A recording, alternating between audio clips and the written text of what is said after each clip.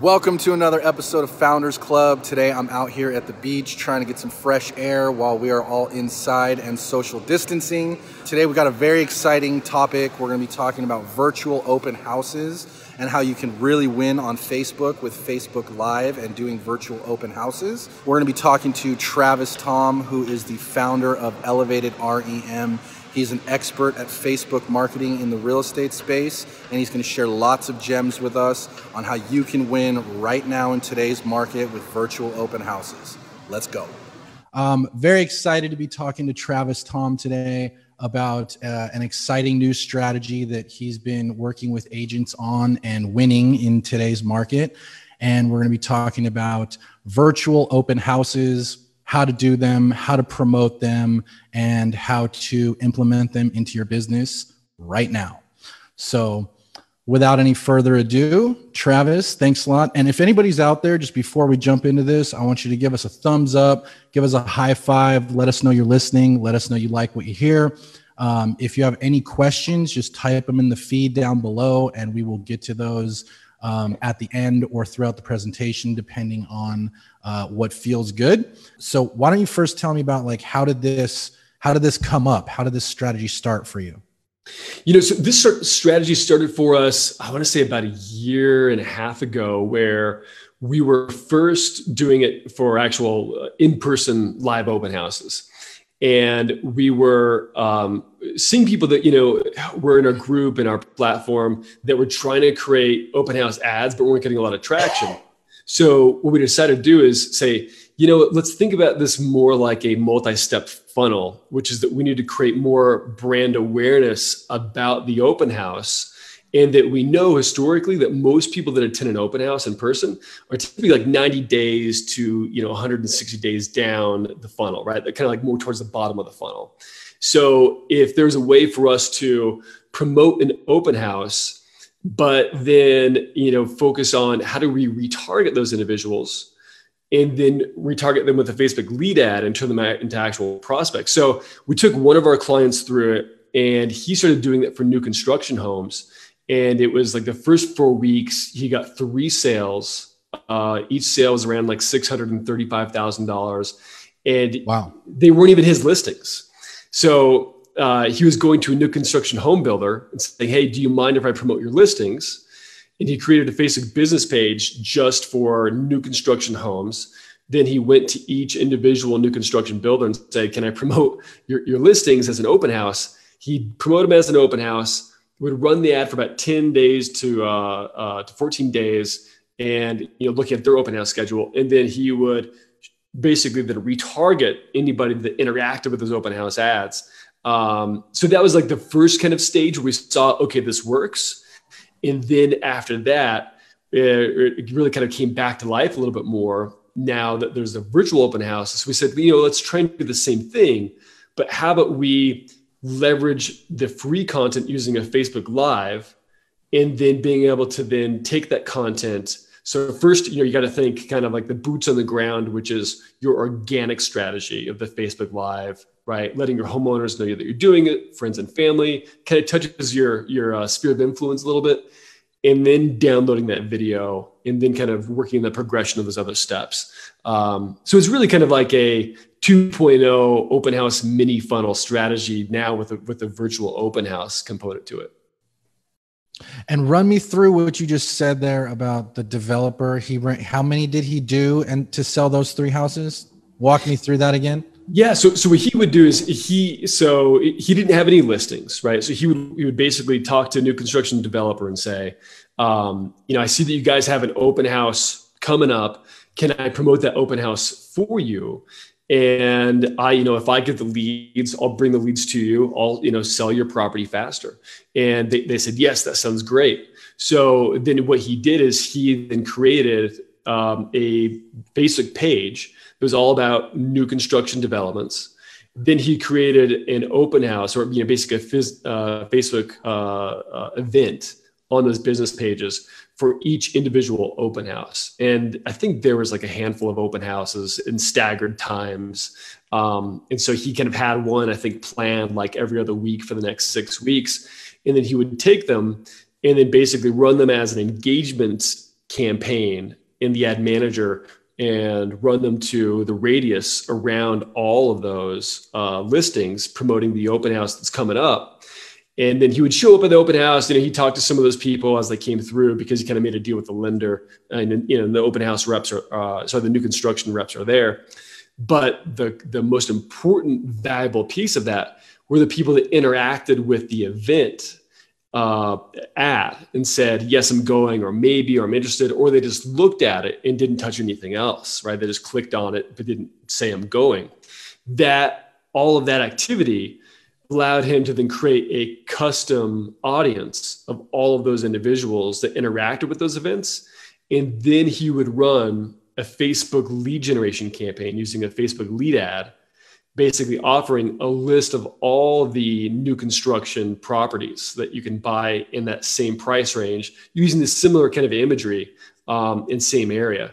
Because now you basically got hand raisers, right? Everyone that interacted with those open house posts said, I'm kind of interested. So basically it's the behavior engagement that allowed him to say, okay, let's segment that audience a little bit more, refine it by creating a custom audience, and now running Facebook lead generation ads, offering a list of homes for all the new construction communities in the area. So that way you're now taking people that have said, I'm interested in going to an open house, into running a lead ad to them. And then they click on that, they become a lead, right? Extracting their name, email, and phone number from their social profile, and then sending them to a website where he had then IDX search that showed all the new construction properties. And then he would follow up with a text and email campaign that say, hey, do you want to schedule a time to take a look at these? And that's when he would get the conversation started. And so he sold 3 of those, I think, like in a 7-week period. Wow. I love that, because it's almost like he's hitting them from both sides. So I want to make sure everyone picked up on that strategy, because that was a real golden nugget that you just dropped, because he's leveraging new developments in his market. And then not only that, he's retargeting other new developments in the market to that same audience, because he knows that's what they're already interested in. Yep, exactly. Yep. And just refining that audience, strategy. Right? Yeah, I hope you guys pick that up. Give us some thumbs up. Tell us what's up. If you have any questions, put them down below. So let's keep moving along. Tell me about some agents that are winning with this right now, and kind of the win seeing around this strategy. So right now with the pandemic that we're in, and it being a little more restricted, right, to actually have in-person open houses, the virtual open house is giving people a lot of different opportunities. And what we're seeing is people leveraging things like Lightstream Studio, or there's Studio. Well, I got to look at the other one, but Lightstream Studio is a great one, where people are actually then branding the lower thirds of their Facebook Lives, and really being able to capitalize that a Facebook Live typically gets 10 times more engagement, right, on your personal feed than just a regular video. So using something like Lightstream, I think it's Lightstream Studio, if you look it up, and it basically gives you the ability to upload like a PNG graphic on the bottom there. And you could say, your agent name and logo, and then maybe some sort of call to action that would be like, text this number for, specific details or whatever it might be, or virtual tour of X address. The brand awareness from that, agents are doing that, and they're getting a lot of reactions where people are then sending a message to them during the Facebook Live, and asking for more information and setting up appointments for either private showings or the look at future properties. So just from the organic side of it, making sure that you're branding yourself is really key. So that way, when they do see you again, because the Facebook Lives, you can kind of extend the life of that a little bit more.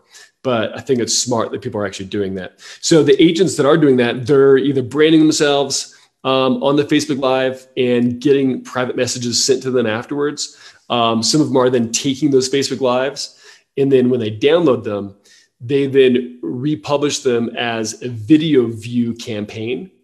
So in the ad manager, you choose the objective video views, upload that Facebook Live that you did, and then running that to your sphere of influence in one campaign. and then running it to a cold audience, which is the audience that is around the property, going after people that like Zillow, Realtor.com, house hunting, online mortgage calculator, those kind of details, Credit Karma. So then it's running in the two different audiences, the audience to sphere of influence, and then friends and family and past clients and leads that you've gathered are seeing that.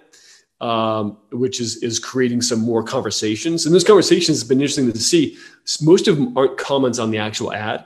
It's people then going through Messenger and just sending a direct message and saying, hey, saw that new listing.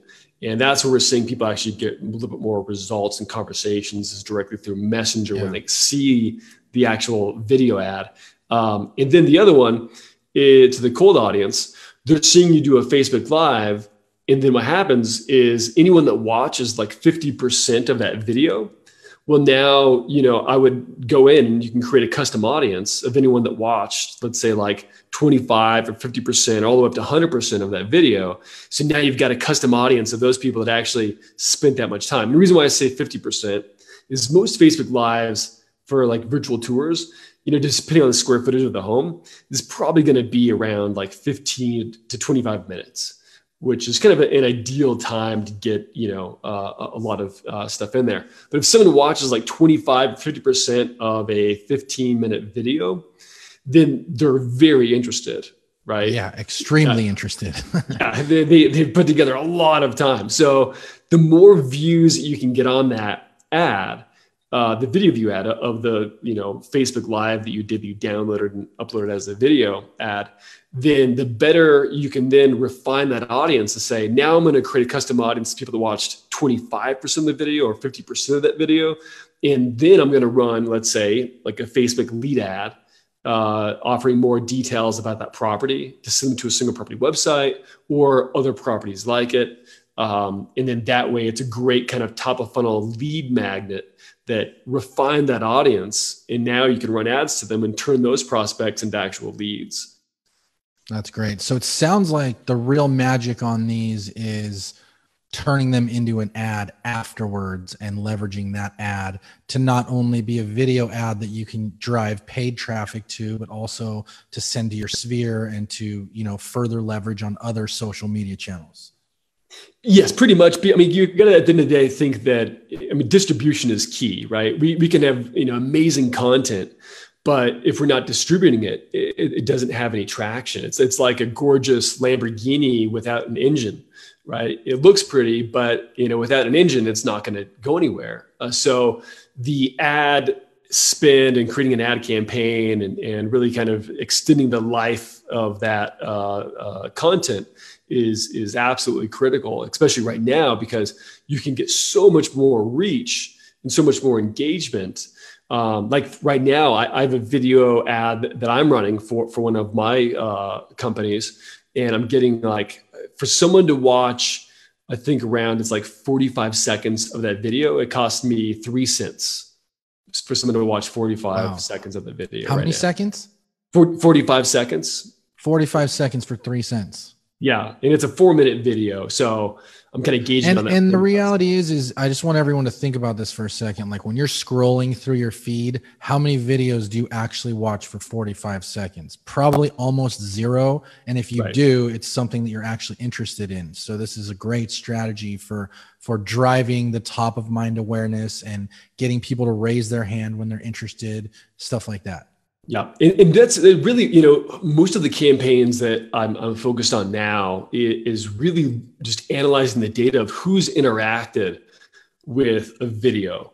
Because that really tells the story of that. I mean, the data tells a story of then who to go after, right? And how to refine it. And so if you're putting videos out that's very specific, like a virtual tour, and someone watches, 50% or 100% of that video, those are people that have, just by their behavior online, have expressed interest and raised their hand and said, I'm probably going to be in the market. Because let's face it, I mean, everyone's busy. We've got kids crawling all over us. We're doing multiple different things. Everyone is multitasking to the best of their ability. So if someone actually dedicates a pretty significant amount of time And to me, that's anything beyond like 15 to 20 seconds of a video. Typically that's someone that you should probably refine and create a custom audience from, and then start, running ads to them that are going to turn them into an actual lead so that you can have conversations with them. And the sooner that you close that gap, then the better, because the top of the funnel of like a video or virtual tour is really more of a brand awareness commercial, and it's pulling them in, and then you're retargeting them with an opportunity to take a look at other homes. And you're going to find out that quality of lead is probably going to be a lot higher, right? And their decision cycle is going to be a lot shorter than if it was just to a regular cold audience that, you may not know who they are, or, what content they have engaged with. And then when you reach out, text or email, whatever it might be, there's a little bit closer relevancy and understanding that you are in this market. They just saw some content from you. So it's a little bit more of a warmer engagement, not a tremendous amount, but an opportunity to really close that gap in a very short amount of time. Yeah, I love it. And in marketing, the closing that gap is literally the name of the game. So I think I really like this. And so let's jump in a little bit. I want to start dissecting each step. And first, I want to start by talking about what are the tools that are going to be needed to complete a successful virtual open house. A gimbal, is definitely one of those easy things that you can order off Amazon for like 60 or 80 bucks. Just a nice kind of camera stabilizer. Your iPhone is great. There's been movies, and commercials shot just with iPhones. So I would suggest, your phone, you've got that, hook it up to a gimbal, so it has some sort of kind of, stabilization there. So a little bit of a smoother transition. And then, just walk through the property and make sure that you already have it planned out, that you're on point.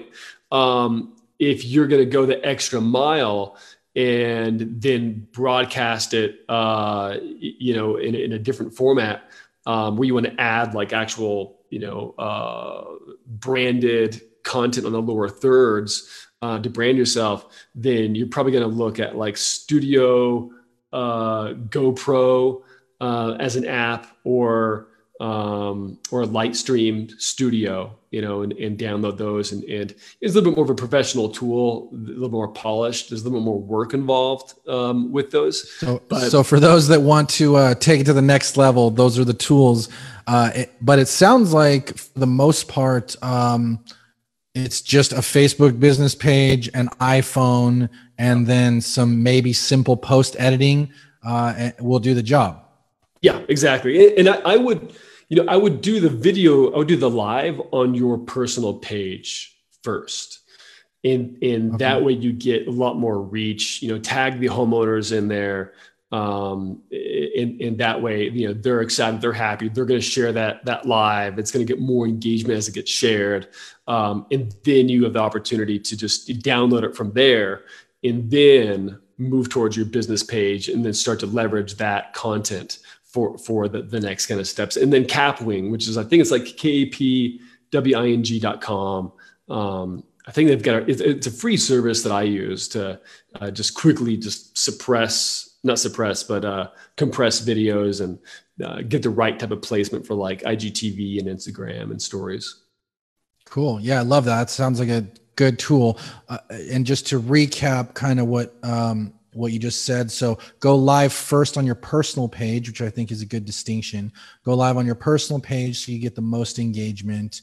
And then once it's recorded, then you can put it on all your other social media platforms. And if you use the Capwing software that you mentioned, that's a great way to transform it to the different size formats for the different channels.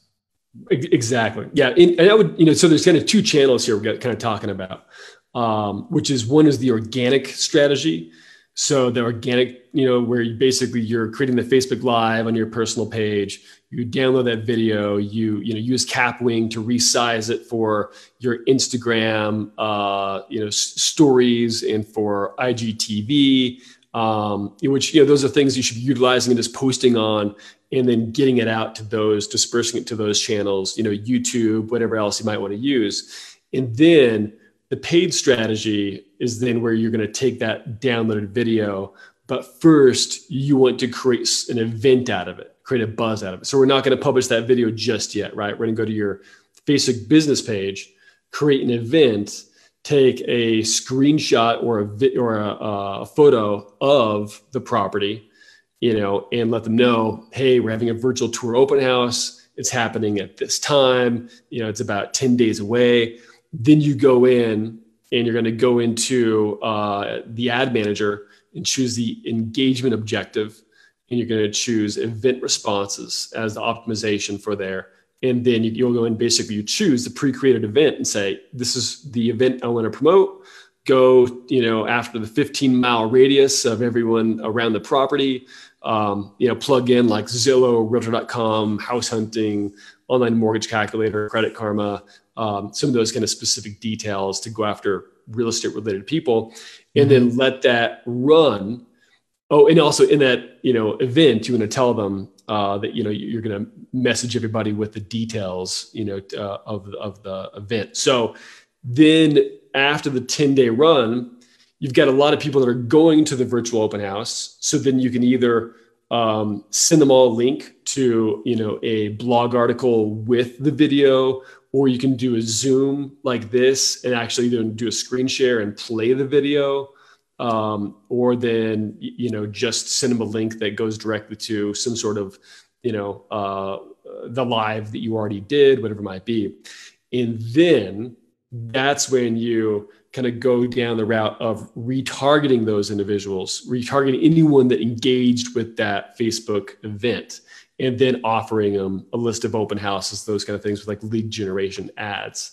And then that's when I would then move into like the video view campaign as well, and then blast that video to friends and family and sphere of influence, past leads, and then also to a cold audience as well. Love that. Yeah, that's some good advertising tips right there. I definitely want to get deeper into the advertising part. I also want to talk about just kind of like best practices for shooting the live. So it sounds like, and just I want to keep following along with the process. You're going live on your personal page, then you're taking that, converting it into an ad, and then distributing it later on. So let's go back to the actual shooting of it. We've gone in, we open up the house, right? Make it light and bright, turn on the lights, put down toilet seats, different stuff like that, just like things you would do if you were taking MLS pictures, stuff like that. But what other best practices do you have around shooting the live video? I think a lot of people get nervous when they do a Facebook Live, so they try and rush through it as fast as possible, right? That's something you got to really resist, which is just racing through the property, and ending it so that the anxiety is over. You really got to, I think, first do a dry run of getting comfortable holding it, right? Understanding like how long does it take for my arm to get sore from holding this, go through like the day before or an hour before and make sure that the path, right? Is there that one part of the, brick floor that you trip over, make sure that you kind of get those things worked out and ironed out. So, how to navigate through, just as you were showing someone in person. But starting beforehand, I would start in front of the house and I would so that way the house is the background, right? You want to introduce, typically, in any kind of video, it's the first 10 to 15 seconds that delivers about 78% of the value in any kind of ad or Facebook Live. And then if you don't, then that's when it kind of drops off, right? And people kind of move on. So you want to introduce the hero of the story as quick as possible. So that's why you want to basically say, hi, this is me. I'm Travis Thom. I'm in front of this gorgeous house today that we, just listed. We're going to give you guys a virtual tour. So you can introduce to them what it's about, what you're going to do, and what they can expect and who you are. And then you might launch into maybe a brief story. This house is 117 years old. It has some amazing history behind it. We found some, like for me, so, take my house, for example. It is actually a 117-year-old house that I live in. And one day we remodeled the bathroom and we opened up the drywall, and in the studs of the drywall at the very bottom was filled with all of these old gentleman razor blades. And then in the mix of them, there was a handful of coins that were from like 1901, 1889, 1903, like these ancient. This was in your house? In my house, in my bathroom. And so as we're remodeling this, I'm like, what the hell is this? And then we go through and we realize that, there used to be a place in the 40s and 50s where after you shaved, you would basically, there's a hole in the wall and you would put, your razors in, and that's how you would dispose of your razors, safely. But we found out through some records that there was a kid that lived there with his parents, and his dad went through Belgium and was in the war and brought back all these old coins. And it seems like the son took the coins and put them through there. So now we have a collection of all these old, 100-plus-year-old coins. So, you might want to start off with a story, and everyone can relate to a good story where, it's very primitive, right? We're sitting around the fire back in, the caveman days, and hearing about the antelopes and how we hunted them. So start off with who you are, and then say, there's a great story behind this property. Let me tell you guys, if there's not a story that you can contribute to it, don't worry. Just talk about, the key features, but keep moving visually so it has a little bit more story in the imagery that you're walking towards the property, you're, going through the willow tree or the backyard, and then keep that flow, but then also highlight the property, highlight the key things, walk them through, and take time to really actually go over each little element, right? Actually spend time through it. So, ideally 20 to 25 minutes is a really good time for a Facebook Live for a virtual tour. And then have some sort of call to action at the end. If you can, try and repeat it maybe 2 or 3 times during the Facebook Live, kind of quarter way through, midway through, and towards the end. Say, message me, through Messenger or comment, or, let me know if you've got any questions about the property right now. Engage the audience, try and get them to actually, send something back to you. So that way there's engagement, but also you're encouraging people that are interested to actually reach out. I love that. I love the call to action at the end. And speaking of call to actions, if you guys are watching this right now and you like what you see, give us a thumbs up, put your comments down below in the box.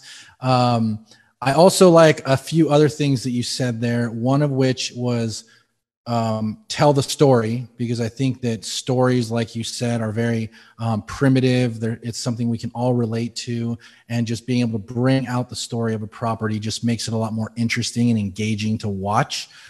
So number one, I like that. I like also how you said, just know the property, and treat it like a real open house, right? Imagine like when you're, in terms of like taking your time on the video, it's not about rushing someone through, blah, blah, blah, blah, blah, blah, blah. Here's everything, and just trying to get it over with. Because in a real open house, you would let people take their time. You would let them, ask any questions, look around. And so you're able to do that with Facebook Live. So that's why it's such a great tool.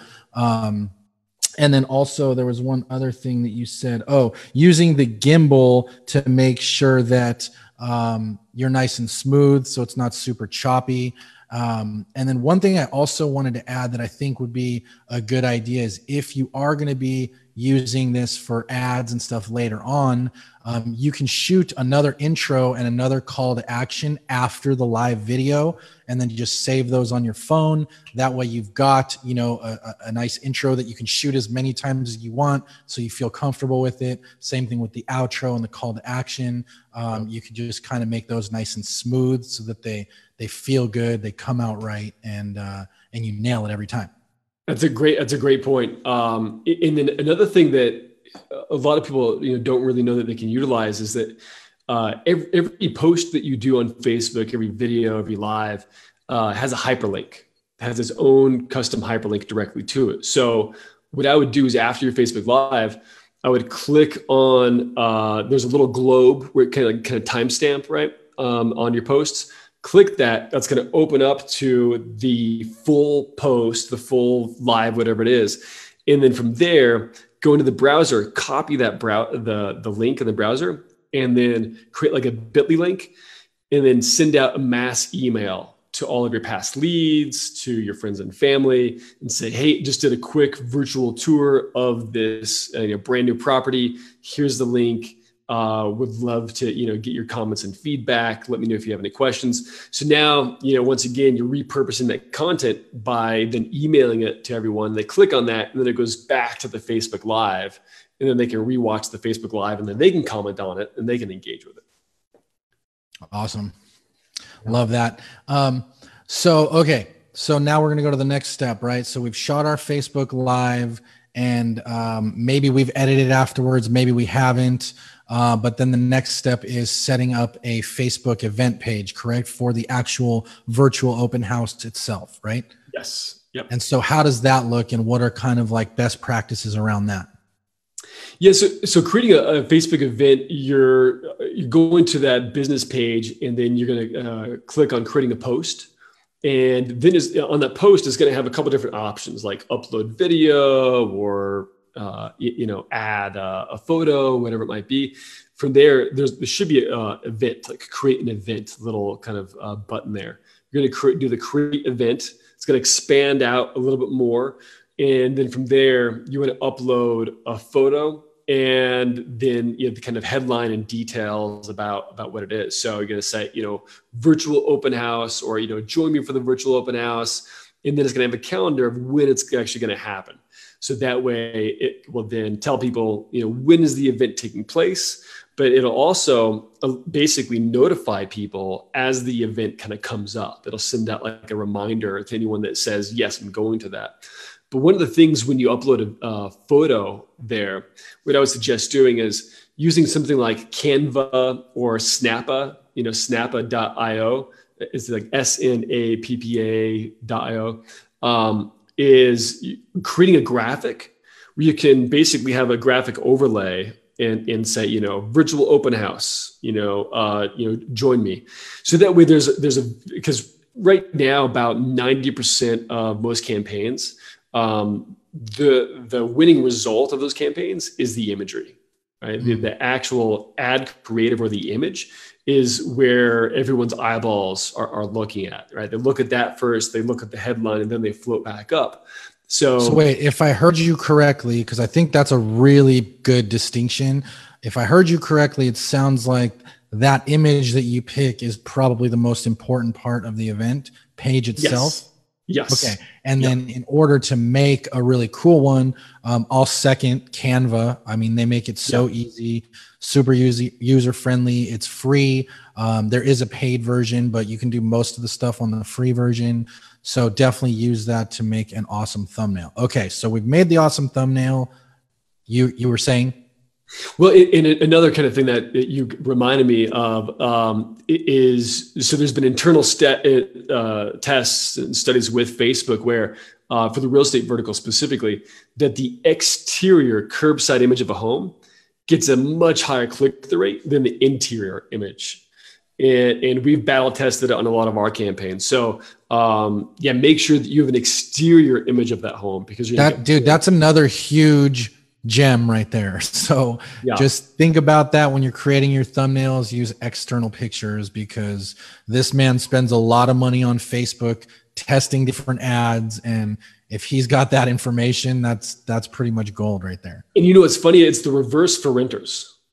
It's actual opposite for renters. So renters want to see like the granite countertops, right? The kitchen. They don't want to see like the 18 unit exterior of the apartment complex, right? So just kind of keep that in mind when you're creating those campaigns. So now that you've got that image up and you've got a great call to action on it, or describing or summarizing what the event is about, Then you schedule in the actual calendar of when it's going to take place. And, if it's free, if it's, paid, whatever it is. So you're going to say it's free, right? Because you typically just want to get a lot of people in there, and then describe it, basically like, hey, this is a great new property, give enough description, but without all the details, because we want to leave a little bit of sizzle and not give them the entire steak just yet. So we got to give them just enough about the information of, hey, this property is, 3-bedroom, 4-bath, whatever it is, and some more exciting details that I'm going to expose and show you on the Facebook Live. So leave a little bit of a teaser in there so that they wonder what else, right? What else is beyond just that front image of the home? And then from there, you're just hitting, publish the event. It's going to publish it on your business page. So it will show as a basic post, but then you're going to take the extra step, which is you're not going to boost the post. Don't fall into that trap. What you want to do is you want to go to the ad manager, which you're going to go to the upper right-hand corner of your Facebook, click the drop down menu. Wait, hold on. I think you dropped another golden nugget right there.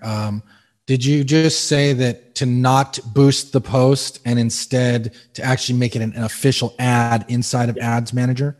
Yes. Okay. Yeah. I love that. Go on. Sorry. I just wanted to point that out because that's hugely important.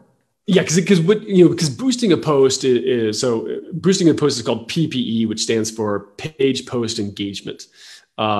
Which, if you want, comments, likes, and shares, like great, right? Go ahead and boost a post. But if you want event responses, you want people to click on it and respond to the event, then you really need to tap into the Facebook Ad Manager and choose engagement as the objective. There's all sorts of objectives. Each objective is designed and engineered specifically for the goal in mind, right? So video views is right to get people to watch a video. Traffic is to get people to go off of Facebook to a landing page or website. But engagement, when you click on the engagement objective, it's going to give you the option to then choose what do you want this to be for, and choose event responses.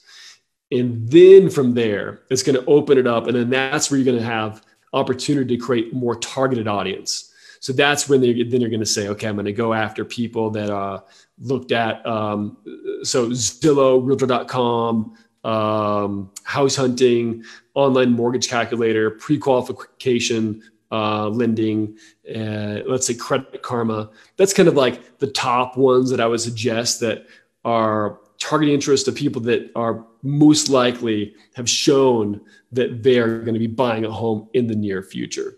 So now that you've got that targeting, you're going to choose all placements. Don't really mess with placements. So leave it as all placements because that allows Facebook to do a lot of better decision-making. And the AI, the artificial intelligence of Facebook's algorithm says, we're going to try and win all the ad auctions and place it everywhere, which is going to basically end up helping your campaign. Then, depending on the size. So that's just to clarify, that's just basically leave it up to Facebook to decide where they want to place it. And because their algorithm is way smarter than all of us, then they're going to decide where to place your virtual open house. That's going to get the most juice. Exactly. Yeah. Just let Facebook make those decisions. And then from there, the golden rule of thumb is you should be spending $10 a day per 100,000 people in the audience. So what we see a lot is people are underbidding typically, right? They're sitting and they have kind of a little bit more lofty goals. They're like, oh, there's an opportunity I can actually, get my ad shown to 1.5 million people. And then they only bid like $2 a day, right? So Facebook will say, hold on, that's another really good distinction. So you're saying for however big the audience size is, for every 100,000 people that are in that audience, you're going to want to spend $10 a day. So if you want to spend $10 a day, either narrow your audience or pay more for the bigger audience. Is that what you're saying? Exactly. Yeah. Because we got to think of so Facebook is a bidding and auction platform, right? You're bidding into a blind auction. So when you say I'm going to pay X amount a day, you're entering into that auction, but it's an auction with multiple other advertisers. And as you expand the radius, beyond 15 miles, or you add a lot more interests, you're basically entering into other competitors' auctions. And so then it becomes really competitive. And then all of a sudden you're competing against, Pottery Barn that's spending like $10,000 a day. You're competing with guys like me that are, spending, as much as we can to get to that, audience and that market share. So being that it's a blind auction, you can't see what it is, but I can tell you based on the campaigns we've ran, $10 a day per 100,000 people audience, kind of give or take. So let's say the audience is 180,000 people. $12 a day should cover that pretty well. You should get a lot of traction with that. And so once you've got, is there a goal audience size that you would say that we should be targeting? With each objective has its own type of set of rules in terms of audiences. So like for lead generation, you typically don't want to dip below 25 or 30,000 people because then it gets really expensive. It's hard to serve that ad out to a small audience. But like for engagement for this kind of campaign, engagement objective works really well with small audiences. And you can spend, a pretty decent or healthy amount to get a lot of traction. So being that it's a small, set for a smaller audience, the engagement objective probably, ideally, anywhere from 15,000 at a minimum, to I would say, 285,000. But it depends, on your budget, right? If you're going to go after 500,000 people, then, be prepared that you should be spending, $30 to $45 a day to really make a dent, right? And actually get to your point, I'm sure every market is different. I mean, if you're in a market with 5 million people versus a market with 20,000 people, then that's obviously going to make a big difference on how much you're spending and how big of an audience you're able to target. Exactly. And the algorithm is unique to where you got to think of the Facebook audience in the auction like a pyramid, right? So at the base of the pyramid, right? So at the very top of the pyramid are your high intent prospects, right? Those are the people that are going to buy, and they're probably going to make a move in the next 4 to 6 months. Then there's the middle of the pyramid, which are the people that are going to make some sort of purchase, probably 6 months, 8 months to a year from now. And they are interested, but they're just getting started with the process, and they're probably a little further out. Then there's the ones at the very bottom of the pyramid, which are the Mickey Mouse leads, right? The ones that always fuck off, don't ever call me, right? Those are the ones that are at the very bottom. And if you are bidding in the ad auction, let's say you're going after, 800,000 people in the audience and you're only paying $4 to $5 a day, then your ad is going to be shown to the people at the very bottom, right? The ad auction, Facebook will say, we'll take your money, but you're going to lose all the ad auctions because you're bidding way too low for such a big audience because there's so much more competition that your ad is going to drop and only be shown to those people in the audience and not move up. So it is kind of a unique part of the algorithm. You got to pay more to play, but keep your audience size small within your budget, that you can actually achieve those results. So after that, I got one quick question on, not to interrupt you there. I wanted you to finish your thought, unless you were wrapping up there, but this is from Thomas in the Real Closers Facebook group. Shout out to Thomas. Do you have any analytics beyond Facebook, and how many people are generally watching the video and how far into the video are they getting? Yeah, great question. So those analytics are really going to come from the ad manager after you are running an ad, right? And that's more in the distribution side of things, right? Yeah, that's the distribution side of things. The Facebook Lives, I don't think that there's a great way to really measure that just yet. There might be in Facebook's Creator Studio.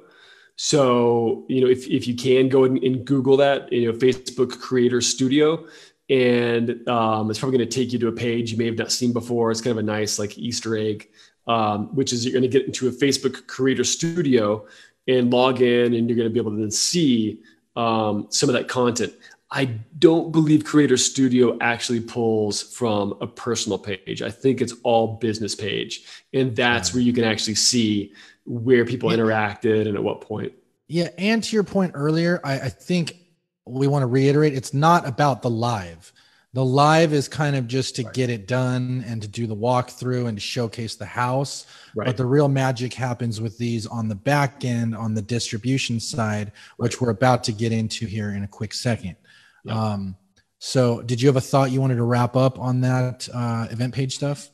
Yes. So after you choose, your what you're going to bid or what you're going to pay on a daily basis for that ad campaign, I think a lot of people make the mistake of saying, I'm only going to run this for 4 days, right? Or 5 days. That's just when Facebook is starting to really kind of go up. The first 3 days, you're basically kind of losing money. So, after the first 3 days, it's gone through its learning phase. It's understood who to go after, and then it grows and becomes smarter. So at a minimum, try and keep it like 10 days before the actual event itself. So then you're going to go to the ad level, and then you're going to choose the event. So you've already pre-created the event. You just hit choose event, hit that virtual open house event, and then it populates there and shows you what the ad is going to look like. And then hit publish, and then you're off to the races. Awesome, man. That's great. And honestly, it seems relatively straightforward. It doesn't seem very complicated. To your point earlier, I think the creating that powerful thumbnail to grab people's attention is really the hook. And then just some basic copy and then promoting it the way that you suggested. And what would you say is like a good number of people to attend your virtual open house? Like what should the target be? I wouldn't get too hung up on that because I think people can get easily discouraged if you only have like a handful of people. But what we've been seeing is that you typically have about anywhere from like 10 to 25 people that are actually joining it for that kind of 10-day window with, basically like $10 a day. So, you got $100 in ad spend. You're going to get, maybe 15 to 25 people that actually are attending it.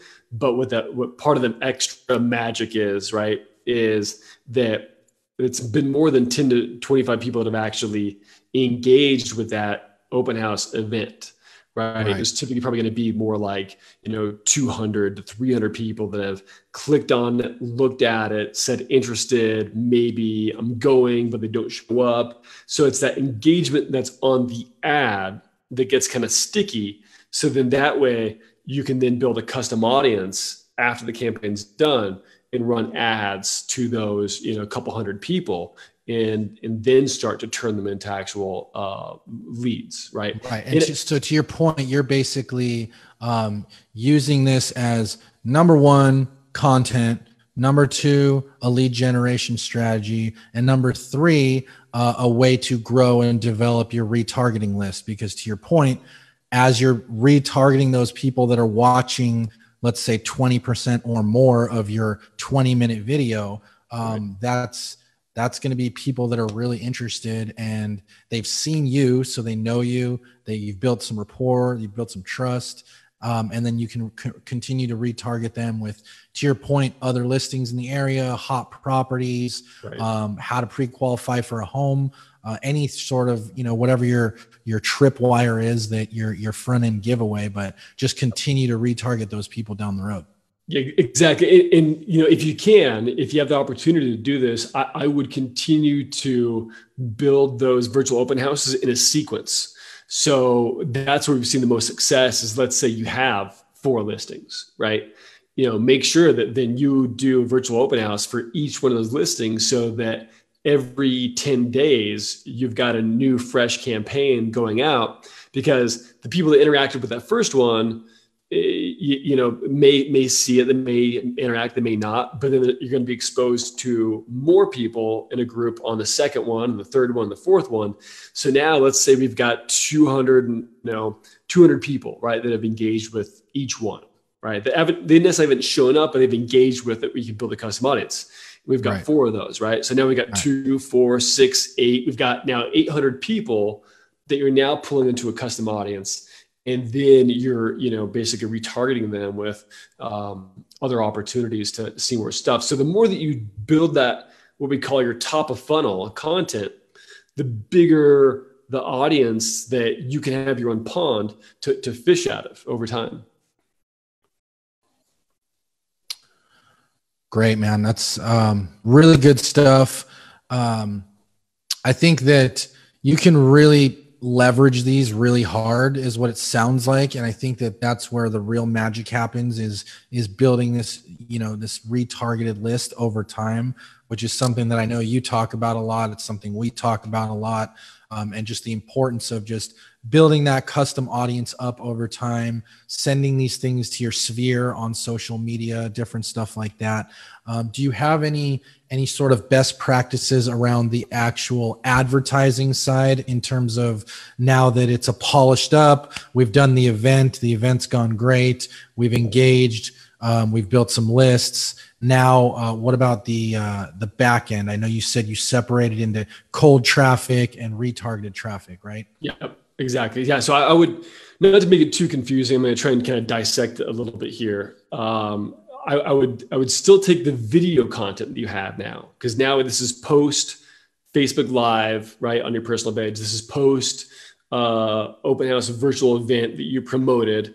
Now, what we're going to do there is we're going to take that actual video and then run that as a video view campaign. And we're then going to run that to 2 different audiences. And when you do that, you create 2 different ad sets typically. So that each one is served to a different audience. So you've got your campaign level, and at the campaign, you choose video views as your objective. And then now you're going to create the first audience, which is going to be your SOI, your sphere of influence, right? Past leads and friends and family and clients, and that, the person that works at Starbucks that you got, their information from 3 years ago, whatever else it might be. You're then going to put them in that audience as a custom audience, and then you're going to run that that virtual open house video to them, and basically say, in the ad copy there, hey, maybe it's been a while since we've last talked. Make it a little bit more kind of personalized and friendly. Say, but this is one of my brand new listings. Really excited about it. Join me as I walk through this property on this virtual tour. Let me know if you have any comments, comment below, for price details and more information, whatever it might be. So that way you're asking them, you're introducing that, yourself. It's a little bit more personal because it's to that audience. You're then telling them what it's about, but then you're also giving them something to do, which is to comment and, ask questions about price and certain details. Even though you might introduce it in the video, it's a way to trick engagement and get people to, basically comment on it, which tells the algorithm, as people comment on the ad, it tells the algorithm, hey, there's engagement happening here. Let's serve it out to more people in the audience, and starts to perform at a higher level. So make that a little bit more personalized. You have the opportunity to choose the actual custom frame on the video. So you would hit customize, thumbnail at the ad level, and then you can choose, maybe it's the one of you in the backyard with the treehouse, or maybe it's you in the front, just as you're opening the door. Make it a little bit, eye-catching. You can actually then add certain things on there, like a poll. So you can hit edit ad on there, which then unlocks the creative tools. In the creative tools, you can choose to have a poll where then you can actually have on the video and ask a question saying, do you like the backyard? Yes, or no, or are you currently paying $2,000 a month in rent? Yes or no. Certain questions that might be relevant to the real estate into that property, and it's a great way to get engagement because people will take the poll while they're watching it. And the poll, I think, it basically shows up like 5 or 10 seconds into the video. And the cool thing, though, is optional with it, if anyone interacts with the yes or no in the video polls, you can send them to a different website or landing page based on their interaction, right? So if someone says, yes, you can send them to a specific landing page. So that's a really cool tip, man. I didn't know that. So you're saying inside the video, you're putting this poll and you can set whatever mark it pops up at. And then those people, based on how they answer, you can send them to a certain landing page. Yeah. Yep. So, wow. So say like, do you want to schedule a private tour of this home? And they hit yes, send them to Calendly, right? And Calendly, maybe it might has them like your calendar and says schedule a time, right? And then, all the details, with that. And so then you're doing lead generation, but you're setting up an appointment. Or they hit no, and then you send them to a page that has like grumpy cat, on it. And it's like, sorry. So, it gives you different options to do that, but it's a great way to get engagement. That's great. Yeah, those are some good tips on ads. You already gave some good tips earlier around targeting, so I think that was really huge. Zillow, there was a couple others that you mentioned. Credit Karma, mortgage calculators. That's a really good one. Do you have any other tips around targeting or where we should be serving these ads that are kind of hidden gems? Yeah, a lot of people I think are confused about targeting because of all the changes that Facebook had made, and they think it's more difficult. And in my opinion, Facebook actually made it easier. So there's basically kind of three different types of approaches and methodologies we use for targeting. First one is kind of like sounds super counterintuitive when we first did it, which is running the ads to a wide open audience, meaning that you're just going after the geographic location and you have zero targeting interest that you're putting into Facebook. No targeting at all. No targeting at all. You're basically just saying, here's the property address, 15-mile radius around the property, and then zero targeting interests. Just let that puppy run and see where it goes. Now, how Facebook works like that is Facebook basically has these AI bots that read the ad. They read the video frame by frame. They read the destination URL if you're sending people to any kind of website or whatever it is. It'll look through all of it. And when you post images on Facebook or videos, every video and every photo has metadata. And the metadata is picked up by the camera, but then it's also like super intelligent artificial intelligence that'll recognize that this is an image of a home. The ad copy says real estate or house, right? Or tour or crazy. It's crazy how smart that stuff has gotten. Yeah, it's super. They've actually filed a patent recently. I was reading through the patent, and the patent is basically saying that they can go through more schema and metadata on an image that you post on your personal feed or whatever inside of Facebook ecosphere, and it'll scan through and it'll recognize certain things. Like it'll recognize like if I'm holding a Starbucks cup, and then what it'll do is then it'll identify that Starbucks logo and the coffee cup, and then it'll basically take me, tag my face and whoever else is in it, and identify and group us into a targeted interest. So now we're basically an interest, the people that like coffee, Starbucks, brewing, right? All those kind of things. That is crazy. Yeah. Like, wow. Yeah. And so they filed that patent, and I think they were awarded that patent. So so it's like, things that feel serendipitous, right? Really, really aren't, when it comes to Facebook ads. It's just super intelligent marketing.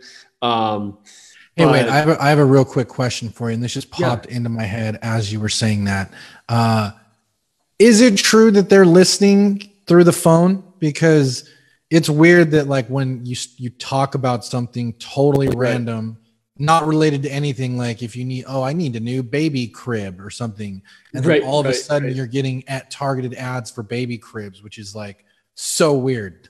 They'll deny it, but since I'm not, a Facebook employee, I can say I believe from what we've seen and everything that I've studied that absolutely that Messenger has a microphone and it's picking up those conversations. Totally.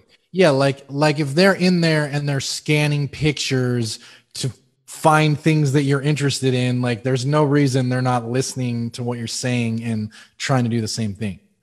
Yeah, no, we actually, so we were at our family ranch about a year ago, and we're all sitting outside. It's remote. There's no one around. We had our phones on us, and they're all on the table, and we were talking about like old vintage stoves, right? Like an obscure thing, right? Like. Right, not very generalistic, like, vintage stove was built in the 1940s. Something you've probably only talked about one time in your life. Yeah, really. Yeah, exactly. Like, right. How many people have conversations about vintage stoves? And swear to God, 20 minutes later, my wife opens up her phone, checks Facebook, and she sees an ad for vintage stoves, right, and retro stoves. And so it was, like we've done a few tests since then for certain things, like mentioning certain airlines. And everyone that's watching, try and do this. Put your phone down on the table and just start to talk about like a cruise line, right? Or a trip to Maui, whatever it is. Check, 30 minutes, check the next day. You'll probably see a highly relevant ad for that exact thing pop up. Yeah. Yeah, I believe it. I've seen it. It's happened to me, and it's super creepy. Super creepy. It is. It's really the most intelligent data out there. I mean, that's why it's kind of controversial and people get a little freaked out about it.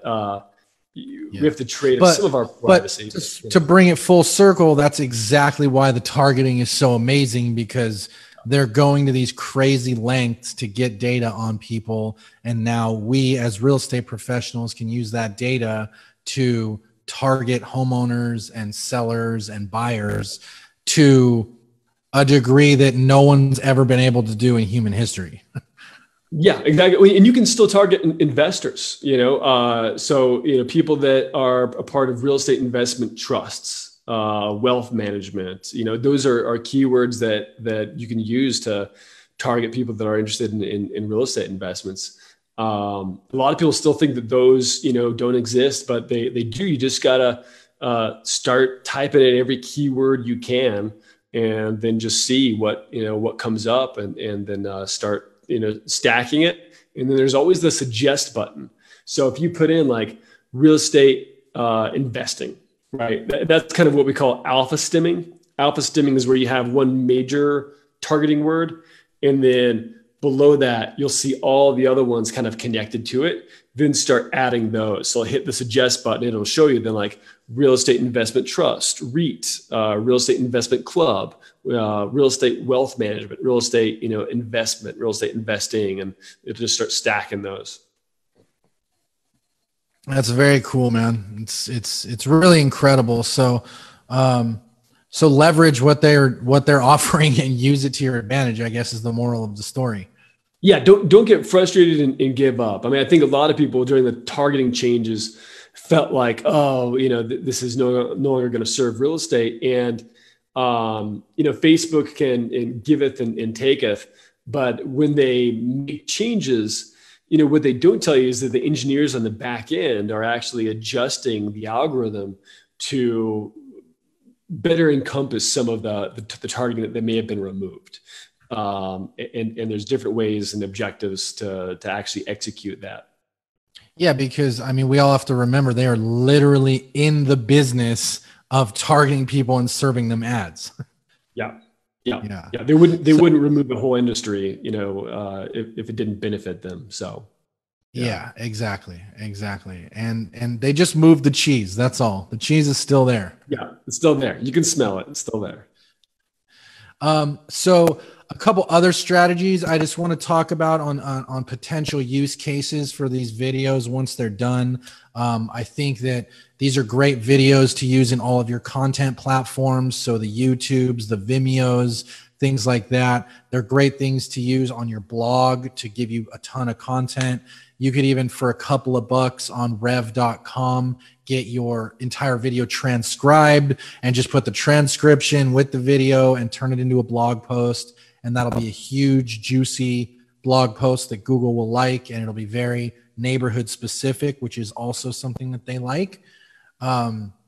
Another thing too would be to, and I think you mentioned this earlier, but putting it on your for sale signs with like a text for the virtual tour type thing, using a software like Call Action or something like it, where you can basically start capturing leads in exchange for the virtual tour. Yeah. Perfect. Now that, great lineup. Do you have any other thoughts on that, or anything that we could even further distribute these videos? Put the or if videos we hit on most of them. No, yeah, I think you hit most of it. Like, put the video on a recipe card. That's a good point. You could just as easily put it on a single property website and then include that in your newsletter or your print or your neighborhood flyers, any of that kind of stuff.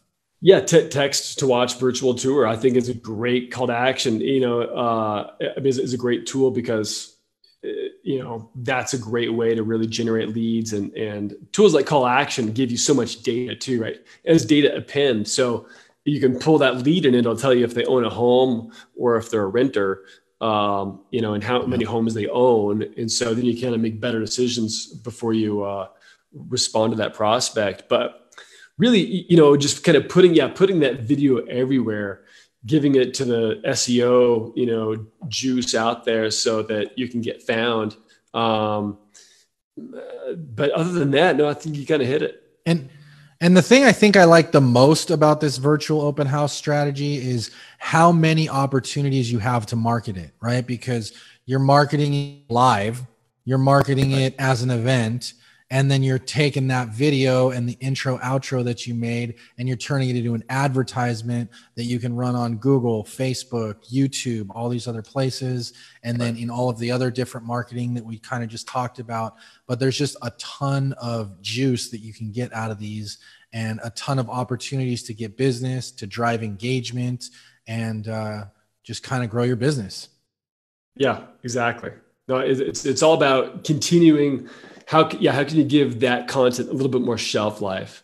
Because Facebook Lives can only go so far, right? So you want to be able to make sure that you distribute it in the right organic channels and also in the right paid channels, but also then leveraging like your email list, like emailing out the link of the Facebook Live to everyone afterwards, and just trying to get all of those digital touch points handled. Because really, if you think about it, if you're doing a Facebook Live, if you're emailing it out to them in your sphere of influence, if you're creating an ad for it, then you're posting on IGTV and Instagram stories and your Instagram feed, and then you're doing a bigger campaign, video campaign around it.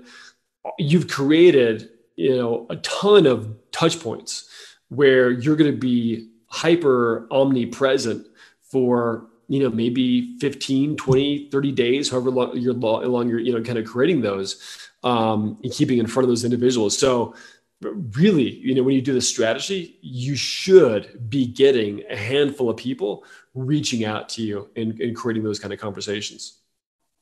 It's great, man. Yeah, there's a lot of opportunity there. That's for sure. So really appreciate, you kind of walking us through this strategy. I think it's been really good. I did have one question I wanted to wrap with you, because I know that you're very in tune with what's happening in not only Facebook, but specifically in the real estate space within Facebook. So are there any just other tips or strategies or things we could be looking out for, or things that you would recommend that we start doing to grow our business? I think one of the biggest things is especially right now, is just being present, as much as possible, especially to your sphere of influence. But without too much focus on real estate. I think right now there's a big opportunity to be more hyper local focused and really be more of that digital mayor kind of strategy. There's restaurants that are in dire need, right, of people helping, promote them. As someone in marketing, in real estate, you're actually in marketing, right? You are in the real estate business, but you're advertising properties. So you're also advertising a community. And if you can be the steward of that community, if you can be more of the lighthouse in the current storm that's, everyone's in, but on your hyper local kind of front, there's an opportunity for you to really shine and help others and reach out to restaurants and say, hey, can I do a Zoom with you or a Facebook Live to highlight your restaurant? How can people order food from here? Create a Facebook support group for your local neighborhoods and groups that you're, already in, and say, guys, here's the top restaurants that have takeout, that you can, get. Like the other night, my wife and I. Oh, that's really good. And that's like a super easy one to put together. Just, you just dropped another golden nugget there. So that was it. Whatever your neighborhood is or your farm area, take that, get the 5 best places for takeout. You're promoting 5 restaurants and helping out the community. And it's great content that's super valuable right now. And guess what those restaurant owners are going to do with that content, right? You're going to give them that content. They're going to promote it and basically put it out to their customers. So, if you take the top, 10 places, and each one of those places has, over 1,000 customers, then all of a sudden you're exposed to 10,000 different, new prospects, and you might, encourage, more traffic to their restaurant. Like my wife and I were, my mom had told me, she said, "Hey, Travis, there's a restaurant down the street from you guys that I'm not sure you know about, but they offer palomas. So this great, kind of tequila mixed drink with any food order." And I've been dying for some tequila since we've been in quarantine. So yeah, right there with you. So we picked up some tacos and nachos and some tequila with our order. But if that person was a real estate agent that had actually put that on their page or, promoted that in a group or told me about it, then I would have a better connection with their brand. And right now, I think is a huge opportunity to really build your brand equity, right? Your brand is going to be known for a lot of great things that you can do right now. And some of that may look like social good, some of that may be real estate oriented, but what you do right now during this time will build your brand equity and basically add more value so that, a year or 2 years from now, people are going to remember you and your brand and the things that you do. So start to focus on how you can really encourage people to help restaurants, help certain things, let them know about the top 5 free educational apps they can download for their kids so they don't become YouTube zombies, right? I know I'm kind of battling that. Yeah, totally. Right. Yeah. 5 things you can do at home with your kids right now. Yeah, really just be a little bit more thoughtful in how can you provide intelligent, thoughtful type of content that's tactical and actually usable right now that may not be real estate oriented, but it's more home oriented. Never more than ever, I think during this time, in the 90s, people were focused on, I want to buy a home to buy a home, right? Because I want to be a homeowner. Right now, I think the consumer psychology is shifting to where home is a place of safety. Home is refuge, right? Home is home in a greater sense, not just the investment oriented side of it. So the more that you can really capitalize on the lifestyle of being at home and giving them better tools and resources, and then expanding that to how they can support their community and how they can be more of a basically make better decisions on where to pick up groceries and grocery delivery and all these different, apps. You can see the Van Gogh Museum, right, through, a virtual tour. Feed that information, lead with value, and then you're going to add the real estate components on top of that later. Yeah. It's almost like a whole new chapter of content that can be created now that didn't really exist before all this happened. So like there's a big opportunity. And right now that content is wide open because people weren't thinking about that before. But to your point, as consumer behavior changes and as people are home more and they're in their safe place, then, you know, that's a great opportunity, to your point, to market to them and just be a good human being, you know, market yourself, social good, goodwill, getting out there, giving back. And that's really the stuff that people are going to remember over the long term. Exactly. Love it, man. Well, this has been a great interview. Really appreciate it. Your entire virtual open house strategy is just amazing. And I think that if executed properly, which, you know, now we have all the tools, all the resources, know how to do it step by step. I'm excited for our team to start implementing these, and hope everyone out there got a lot of value as well. If you like the show, give us a subscribe, give us a like. If you have any questions, shoot them down below because we'll circle back and answer those. Travis also has a really awesome university for people that want to learn more and get more tactical and in the weeds on this kind of stuff. So if you want to just give a quick plug for where they can find out more, I think that would be great. Awesome. And Oliver, thank you for having me on. Always a pleasure, man. So I hope to take a shot of tequila with you in person in the future, whenever that is. Definitely looking forward to that. If people are interested in learning more about how to really leverage Facebook and Instagram advertising, they can go to elevatedremtraining.com. And we're actually right now we're giving away 2 weeks free. So your first 2 weeks are free, and then it's like $249 a month after that, month to month, cancel anytime.